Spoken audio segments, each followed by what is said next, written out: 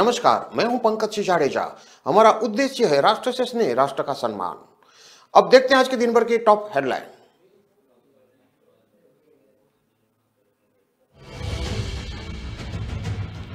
पहली बार मृत्यु का उत्सव, कपल एक साथ छोड़ेगा संसार। पति ने संसार का फैसला किया तो पत्नी ने भी अन्न जल छोड़ा।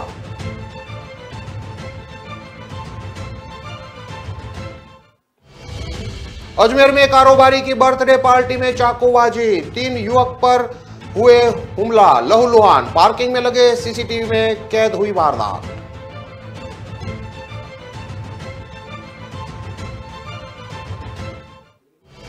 गहलोत के सलाहकार के ठिकानों पर सीबीआई के छापे, नोट छापने के ठेके में हुआ था 1688 करोड़ का घोटाला।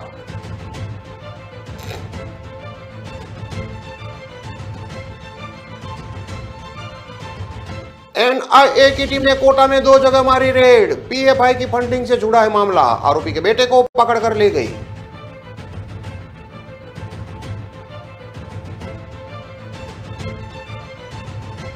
जयपुर में आरटीओ इंस्पेक्टर के घर मिली बिजनेसमैन की लाश, पास में ही पड़ा था लाइसेंसी रिवॉल्वर। ससुराल से चल रहा था विवाद।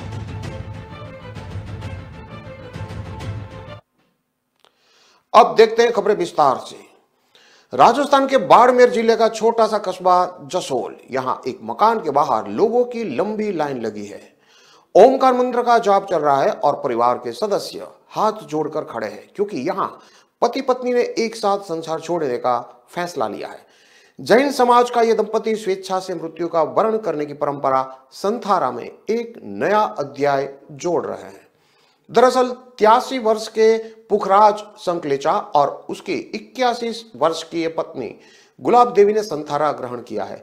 पूरे क्षेत्र में यह चर्चा का विषय बना हुआ है और दूर दूर से लोग कपल के दर्शन के लिए जसोल में संकलेचा निवास पर पहुंच रहे हैं। संकलेचा परिवार के भी 150 से ज्यादा सदस्य देश भर से जसोल पहुंच चुके हैं। सुबह से लेकर देर रात तक घर में ओमकार मंत्र गूंज रहा है और भजन कीर्तन चल रहा है। खास बात यह है कि सबको पता है यहाँ कुछ दिन बाद परिवार के 2 सबसे वरिष्ठ सदस्य संसार छोड़ने वाले हैं, लेकिन माहौल शोक का होने के बजाय उत्सव का है। जैन समाज में मान्यता है कि संथारा पूर्वक देह त्यागने पर मनुष्य उत्तम गति को प्राप्त होता है। जैन इतिहास में इसे पहला अवसर बताया जा रहा है जब पति पत्नी ने एक साथ संथारा ग्रहण किया है। पद यात्रा के जरिए देश भर में भ्रमण कर चुके आचार्य महाश्रमण भी मानते हैं कि उन्होंने ऐसा कभी नहीं सुना जब पति पत्नी ने एक साथ संथारा लिया है। पुखराज 8 भाइयों में सबसे बड़े हैं। 2 भाइयों की मृत्यु हो चुकी है। उनके 5 छोटे भाई हीरालाल, दलीचंद, पृथ्वीराज, माणकचंद और तुलसीराम तथा पुत्र कांतिलाल, सुशील कुमार सहित पोते पोतिया, दोहिते दोहितिया सभी इस वक्त जसोल में हैं। पुखराज के एक चचेरे भाई पृथ्वीराज ने भी करीब 32 वर्ष पूर्व सांसारिक जीवन में रहते हुए दीक्षा ली थी। उनके पुत्र कुमारपाल संकलेचा कहते हैं, हम मृत्यु को भी एक महोत्सव मानते हैं। जसोल में संथारा प्रथा का चलन काफी है। यहाँ पिछले 15 साल में ही 25 संथारे हो चुके हैं। संथारा कितने दिन चलता है कुछ नहीं कहा जा सकता। इसी कस्बे की धनीबाई ने 78 दिन संथारे पर रहने के बाद देह त्यागी थी, तो जमकू देवी 58 दिन में। इसी परिवार की भौरी देवी संकलेचा ने 8 वर्ष पूर्व संथारा ग्रहण किया था और 43 दिन बाद देह छोड़ी थी। अब जानते हैं संथारा क्या होता है। जैन धर्म में सबसे पुरानी प्रथा मानी जाती है संथारा प्रथा, यानी कि संलेखना। जैन समाज में इस तरह से देह त्यागने को बहुत पवित्र कार्य माना जाता है। इसमें जब व्यक्ति को लगता है कि उसकी मृत्यु निकट है तो वह खुद को एक कमरे में बंद कर खाना पीना त्याग देता है। जैन शास्त्रों में इसी तरह की मृत्यु को समाधि मरण, पंडित मरण अथवा संथारा कहते हैं। जैन धर्म के अनुसार खारिज समय में किसी के भी प्रति बुरी भावना नहीं रखी जाए। यदि किसी से कोई बुराई जीवन में रही भी हो तो उसे माफ करके अच्छे विचारों और संस्कारों को मन में स्थान दिया जाता है। संथारा लेने वाला व्यक्ति भी हल्के मन से खुश होकर अपनी अंतिम यात्रा को सफल कर सकेगा और समाज में भी बैर बुराई से होने वाले बुरे प्रभाव कम होंगे। इससे राष्ट्र के विकास में स्वस्थ वातावरण मिल सकेगा। इसीलिए इसे धर्म में एक वैज्ञानिक एवं मनोवैज्ञानिक विधि माना गया है।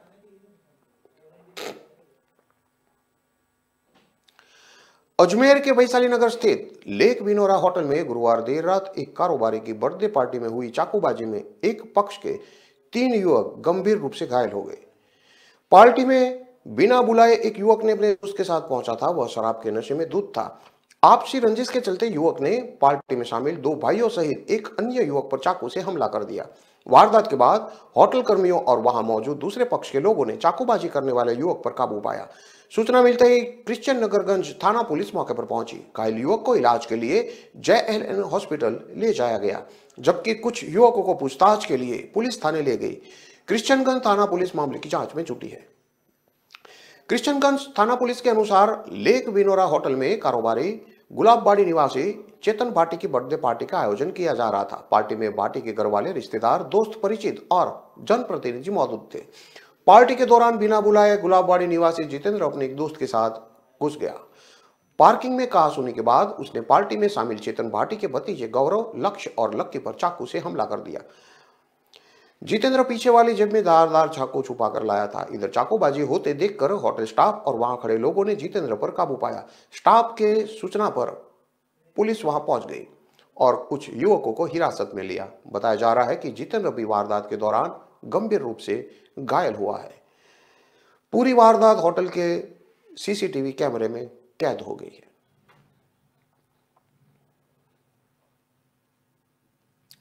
राजस्थान के मुख्यमंत्री अशोक गहलोत के सलाहकार अरविंद मायाराम के ठिकाने पर गुरुवार को सीबीआई ने छापे मारे हैं। सीबीआई टीमों की ये छापेमारी दिल्ली और जयपुर में की गई है।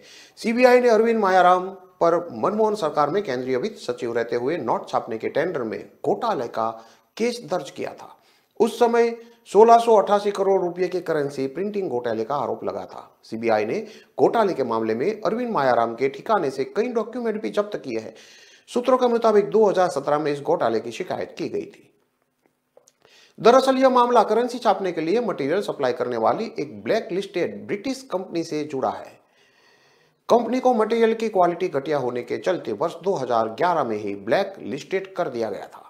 इसके बावजूद अरविंद मायाराम के फाइनेंस सेक्रेटरी रहते हुए बिना टेंडर प्रोसेस के कंपनी को 3 साल का एक्सटेंशन देकर नोट छापने में इस्तेमाल होने वाला कलरफुल धागा खरीदने का ऑर्डर जारी हुआ था।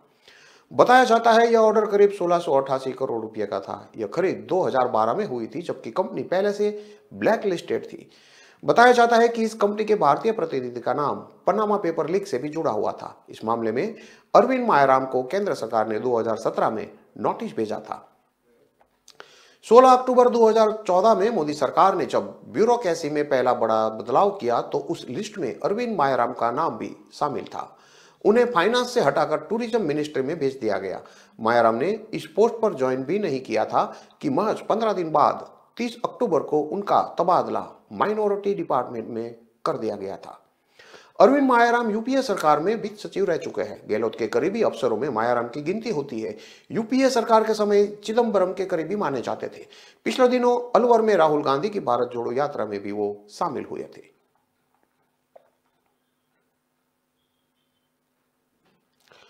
कोटा में NIA यानी कि नेशनल इन्वेस्टिगेटिव एजेंसी की टीम ने सुभाष नगर और विज्ञान नगर पर छापेमारी की। टीम ने सुबह करीब 3 बजे रेड मारी। सुभाष नगर में मुबारक नाम के व्यक्ति के मकान में टीम पहुंची। दोपहर 2 बजे तक जांच की गई। यहां से मुबारक के बेटे नौशाद को साथ ले गई। बताया जा रहा है कि मुबारक कैथून इलाके में रहता है। एक टीम वहां भी भेजकर सर्च कराई गई। सूत्रों ने बताया कि मुबारक वर्तमान में SDPI यानी कि social democratic party of India से जुड़ा हुआ है। उसके PFI यानी कि पॉपुलर फ्रंट ऑफ इंडिया से भी लिंक होने की बात सामने आई है। इसके बाद यह कार्रवाई की गई। मकान के आसपास रहने वाले लोगों ने बताया कि मकान से खुदाई जैसी आवाज भी आ रही थी। मकान के बाहर पुलिस कर्मियों को तैनात किया गया था। किसी को भी गली के अंदर आने जाने नहीं दिया जा रहा था। मुबारक का बेटा कोटा के सैलून का काम करता है। सूत्रों की माने तो पूरे मामले में PFI की फंडिंग से जुड़े तार सामने आया है। इसी मामले में टीम नौशाद को भी अपने साथ लेकर गई है। NIA को जांच में अहम सबूत भी मिले हैं। NIA की टीम जांच खत्म होने के बाद मकान से एक काले रंग का बैग लेकर भी निकली है। इसी तरह विज्ञान नगर इलाके में भी PFI के जिला अध्यक्ष रहे एक व्यक्ति के घर पर टीम ने छापा मारकर जांच की है।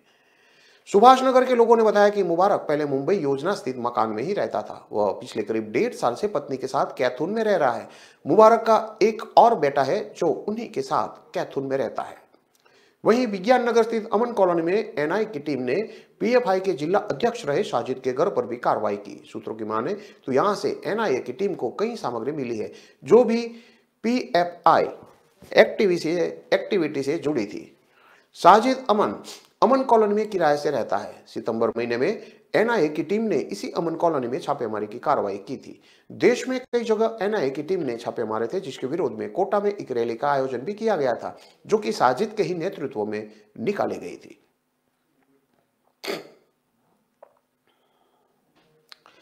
जयपुर में गुरुवार शाम 3 मंजिला मकान में प्रॉपर्टी डीलर का लहूलुहान शव मिला। उसके सिर में गोली लगी थी। घटना श्यामनगर के निर्माण नगर इलाके की है।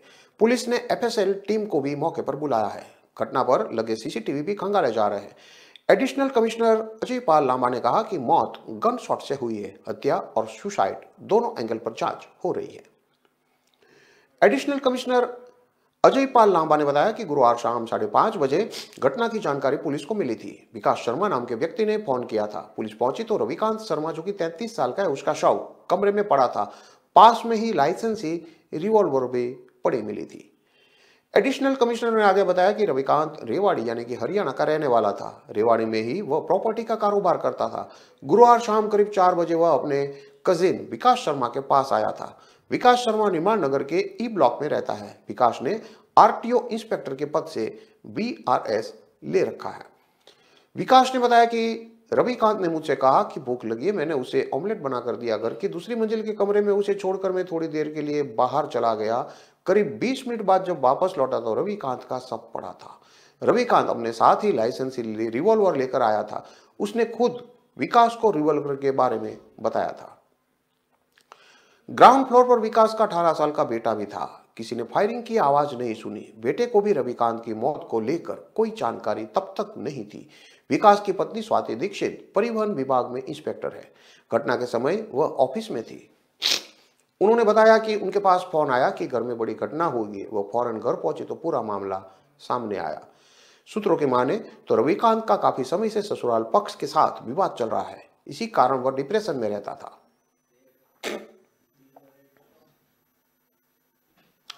खबरों में लेते हैं अब एक छोटा सा विराम।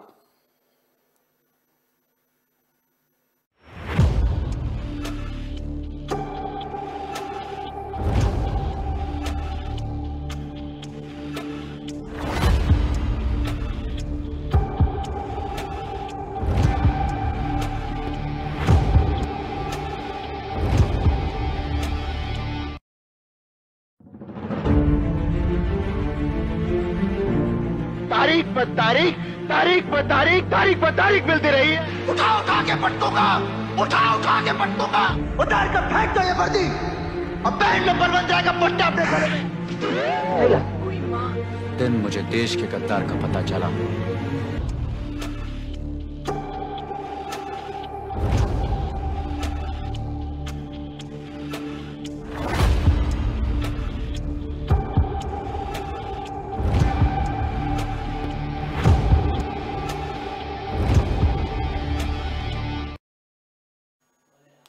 विराम के बाद एक बार फिर से आपका स्वागत है। अब देखते हैं आगे की और खबरें। राजस्थान में सुबह से ही कहीं घना कहीं हल्का कोहरा छाया हुआ है। इससे पहले गुरुवार देर रात सीजन की पहली मावट जोधपुर में हुई। वहीं 2 दिन से प्रदेश के अलग अलग हिस्सों में छाए बादल के कारण दिन का तापमान 5-7 डिग्री बढ़ गया है। पूर्वी राजस्थान के जिलों में इसका असर अधिक दिखाई दिया है। मौसम केंद्र जयपुर के मुताबिक 14 जनवरी से सर्दी का पैटर्न फिर बदलेगा और तेज सर्दी का दौर शुरू होगा। केंद्र के अनुसार 15 और 16 जनवरी से राजस्थान में बर्फीली हवा चलने लगेगी और तापमान 4-5 डिग्री सेल्सियस तक नीचे गिर सकता है। राज्य में आज तापमान की स्थिति देखें तो सीकर के फतेहपुर में पारा 5 डिग्री सेल्सियस से बढ़कर 9.7 पर पहुंच गया। यहां आज सुबह भी आसमान हल्के बादलों से ढका दिखाई दिया। 4 दिन बाद आज हल्की सर्द हवा भी महसूस की जा रही है। जयपुर, जोधपुर, बाड़मेर, गंगानगर, उदयपुर, अजमेर समेत कई शहरों में आज रात में न्यूनतम तापमान 10 डिग्री सेल्सियस से ऊपर दर्ज हुआ। गंगानगर में तो करीब 2 सप्ताह बाद रात का मिनिमम टेम्परेचर 10 डिग्री सेल्सियस पर आ गया। बुधवार रात और गुरुवार रात 12 बजे के बाद जोधपुर शहर में अचानक सीजन की पहली मावट हुई थी। करीब 40 मिनट तक चली मावट में कभी तेज तो कभी रुक रुक कर बूंदाबांदी होती रही। सबसे पहले परकोटा क्षेत्र में ये मावट शुरू हुई। इसके बाद शहर के दूसरे हिस्सों में भी हल्की से लेकर तेज बूंदाबांदी का दौर चला। मौसम विभाग के अनुसार जोधपुर में कुल 3 mm बारिश रिकॉर्ड की गई। विभाग के अनुसार आने वाले 7 दिनों में दिन का पारा 8 से 9 डिग्री तक गिर सकता है। उत्तर भारत में सक्रिय हुए पश्चिमी विक्षोभ के बाद पंजाब हरियाणा के ऊपर साइक्लोनिक सर्कुलेशन सिस्टम बना है। इसी सिस्टम में हवाएं घड़ी की दिशा में घूमनी शुरू हो गई, जिसके कारण उत्तर भारत से आ रही बर्फीली हवा वहीं थम गई। शीतलहर थमने से राजस्थान समेत दिल्ली, पश्चिमी उत्तर प्रदेश, मध्य प्रदेश में भी तापमान बढ़ गया और लोगों को सर्दी के साथ कोहरे से भी राहत मिली। मौसम विशेषज्ञों के मुताबिक 9 जनवरी से 12 जनवरी तक जो 2 back to back western disturbance आए, उनसे हिमाचल, जम्मू कश्मीर, लद्दाख, उत्तराखंड में अच्छी बर्फबारी हुई। इन सिस्टम के पास आउट होने के बाद जैसे ही उत्तर भारत में मौसम साफ होगा तो वहां से सर्द हवाएं फिर से चलने लगेगी। इससे अगले सप्ताह राजस्थान समेत पूरे उत्तर मध्य भारत में सर्दी बढ़ेगी। 15 से 20 जनवरी तक राजस्थान में शीतलहर का दौर चलेगा और कड़ाके की सर्दी के साथ कुछ जगहों पर पारा 0 या माइनस में जा सकता है।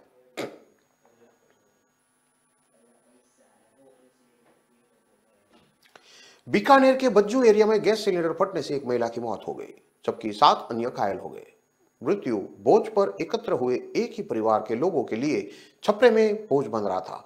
इस दौरान गैस रिसाव हो गया। घायलों को पीबीएम अस्पताल लाया गया है, जहां उनका इलाज भी शुरू हो गया है। कुछ घायलों की हालत गंभीर बताई जा रही है। ग्राम पंचायत गोड़ू के चक 9 GMR में गैस सिलेंडर में रिसाव होने से हुई आगजनी में एक परिवार के 8 लोग झुलस गए, जिसमें एक बुजुर्ग महिला की मौत हो गई। हादसे की सूचना मिलने पर बज्जू पुलिस मौके पर पहुंची। पुलिस के अनुसार एक दिन पूर्व गोडू के चक 9 MGR निवासी हजारे राम बिश्नोई की पत्नी की मौत हो गई थी, जिसको लेकर परिवार के लोग एकत्र हुए थे। शुक्रवार को मौसर कार्यक्रम होना था। इस दौरान गुरुवार रात 9:30 बजे को एक बच्चे छप्पर में महिला खाना बना रही थी। इस दौरान गैस सिलेंडर में रिसाव हो गया, फिर छप्पर में आग लग गई। आग इतनी जल्दी बढ़ी कि वहां बैठी अधिकांश महिलाएं उसकी चपेट में आ गई। छप्पर में खाना बना रही 7 महिलाओं के साथ एक पुरुष भी आग की चपेट में आ गया। इस आगजनी में बुजुर्ग महिला शांति हरमानाराम बिश्नोई, जो कि 62 साल की थी, उसकी मौत हो गई। छपरे में खाना बना रही सभी 6 महिलाएं भी गंभीर रूप से झुलस गई, जिसको टाणी में एकत्रित लोग बज्जू CHC लेकर गए, जहां से प्राथमिक इलाज के बाद बीकानेर के पीबीएम अस्पताल के लिए उनको रेफर कर दिया गया।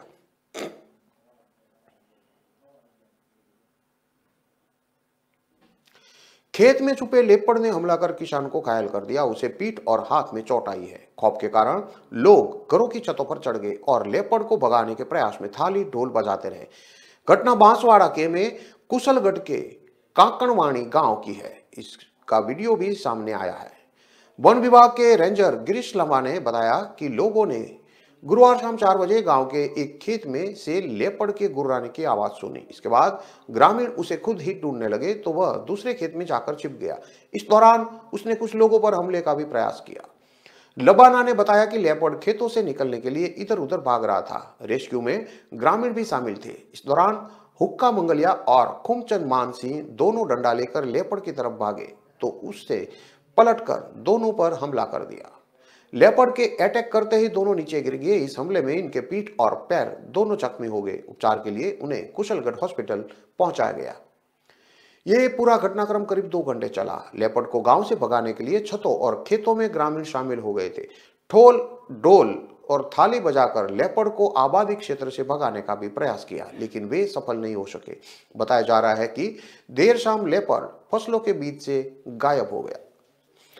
ग्रामीण इस हादसे के बाद अब भी पूरे डरे हुए हैं। ग्रामीणों का कहना है कि वे अब भी छतों पर लाठी और डंडा लेकर निगरानी कर रहे हैं। वहीं वन विभाग की टीम भी लेपर्ड के मूवमेंट को ट्रैक करने में जुटी हुई है। मौके पर वनपाल पार सिंह, केटल गार्ड किशोर सिंह और सज्जन सिंह लेपर्ड के मूवमेंट को लेकर जानकारी जुटा रहे हैं।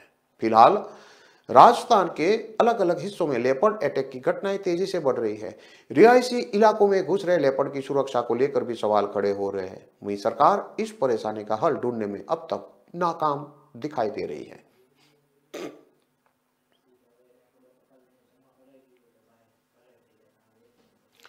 छोटे भाई की मौत पर घर पहुंचे बड़े भाई की भी मौत हो गई। दोनों की एक साथ अर्थियां उठी तो घर में कोहराम मच गया।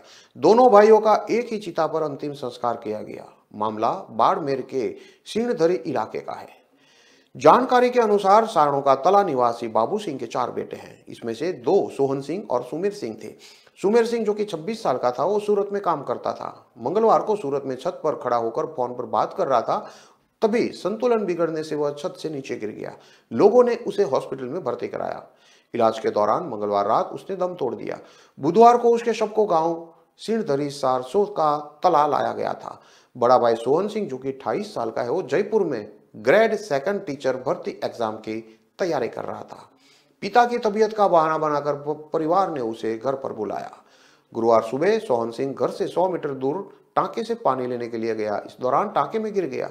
घर नहीं लौटने पर परिवार के लोग ढूंढते हुए टांके पर पहुंचे। उसका शव टांके में पड़ा मिला। आसपास के लोगों और परिजनों ने शव को बाहर निकाला। गांव के पोकर राम ने बताया कि दोनों भाइयों के बीच में अच्छी बनती थी। दोनों ने पढ़ाई साथ में की थी। सुमेर सिंह पढ़ाई में कमजोर था। उसने सोहन सिंह को कहा था, आप पढ़ लिख कर कुछ बन जाओ, खर्चा और उसकी बाद की मेहनत मैं कर दूंगा। एक के बाद एक 2 हादसे के बाद पूरे घर में मातम छा गया है। परिवार में भाइयों और माता पिता का रो रो कर बुरा हाल है।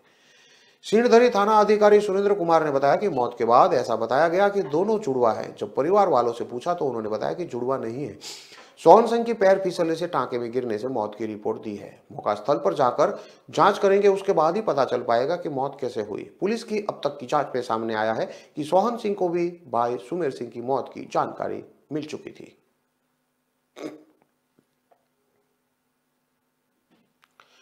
कोटा में आज सुबह 4 बजे ट्रेन की चपेट में आने से 3 युवकों की दर्दनाक मौत हो गई। तीनों युवक चोर बताए जा रहे हैं, जो लोहे के सरिये चुरा कर लेके जा रहे थे। इस दौरान ट्रेन की चपेट में आ गए। सुबह मौके से गुजर रहे लोगों ने तीनों की मौत की सूचना पुलिस को दी। पुलिस ने शवों को SBM की मोर्चरी में रखवाया है। एक मृतक की शिनाख्त सुल्तानपुर निवासी जगदीश मीणा के रूप में हुई है, जबकि एक युवक के पास से चेचट की ID मिली है। तीसरे की पहचान नहीं हुई है। पुलिस ने बताया कि घटना नयापुर थाना क्षेत्र में बोरखेड़ा पुलिया के पास की है। मुंबई से दिल्ली जा रही राजधानी ट्रेन की चपेट में आने से तीनों की मौत हो गई। रेलवे ट्रैक पर लोहे के सरिये मिले हैं। संभावना जताई जा रही है कि तीनों लोहे के सरिये को चुरा कर लेकर जा रहे थे। इसी दौरान ट्रेन की चपेट में आ गए। जगदीश भाई के भाई मुकेश ने बताया कि जगदीश लंबे समय से कोटा में रहकर काम करता था। शराब का आदी था। कभी कभी सुल्तानपुर आता था, तब की बात होती थी। आज सुबह पुलिस ने उसकी मौत होने की सूचना दी। उसके साथ कौन युवक थे ये हमें पता नहीं है। नयापुर थाना CI राजेंद्र कमांडो ने बताया कि कंट्रोल रूम को सूचना मिली थी। इसके बाद मौके पर गए। ट्रैक पर 3 युवकों के ट्रेन से कटकर मौत हो चुकी थी। एक ही तो पहचान हो गई है, दूसरे के जेब से दस्तावेज मिले हैं, तीसरे की शिनाख्त नहीं हुई है। मृतक जगदीश मीणा के खिलाफ आपराधिक मामला दर्ज है। परिजनों का कहना है कि वो लंबे वक्त से घर नहीं आया था और नशे का आदी था।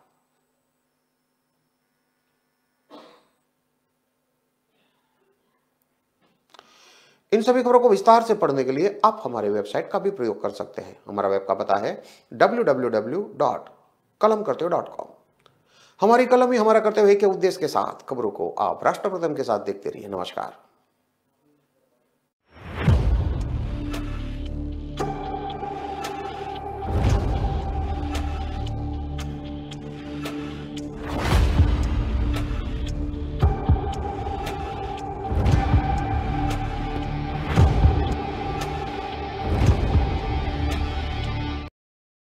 જયપુરમાં મને એક એવી વ્યક્તિ મળી કે જેને મળીને મને બહુ પ્રેરણા મળી।